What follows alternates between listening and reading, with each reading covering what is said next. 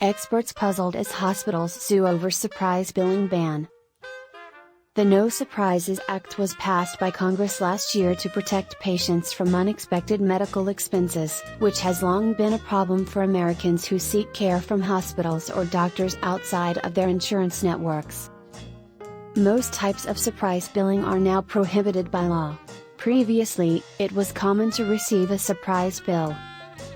According to 3 different surveys, 1 in every 5 surgery patients admitted from the emergency room received a surprise bill, 22% of in-network emergency room visits involved an out-of-network physician, and nearly 70% of air ambulance journeys put patients at risk of a surprise bill.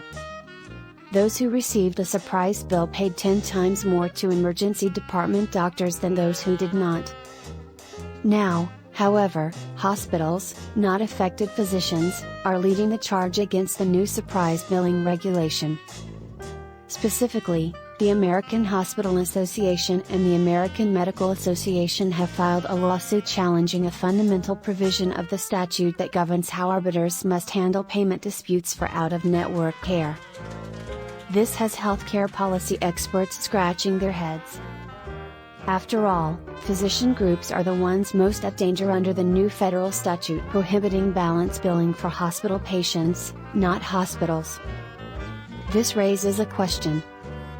Why are hospital organizations leading the legal fight against surprise billing rather than these third-party physician groups, many of whom have shunned in-network contracts as a business strategy seeking higher rates and payments?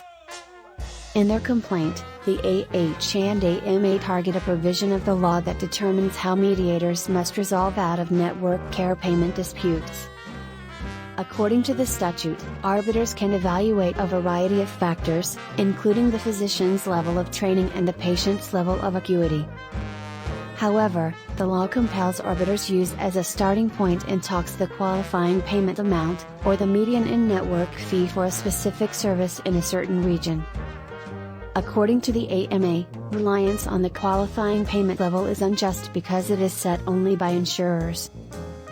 They claim that the law creates a de facto benchmark payout rate rather than one determined by a balanced arbitration procedure intended by Congress. Knowing that arbiters must start with median rates essentially establishes a price ceiling, according to the AMA's president.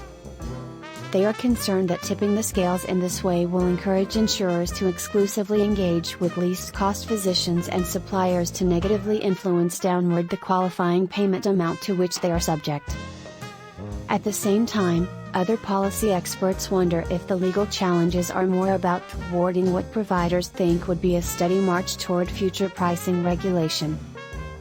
Previous iterations of the law included capping surprise payments at a percentage of Medicare rates instead of employing an arbitration mechanism. Healthcare providers were against this, preferring arbitration instead.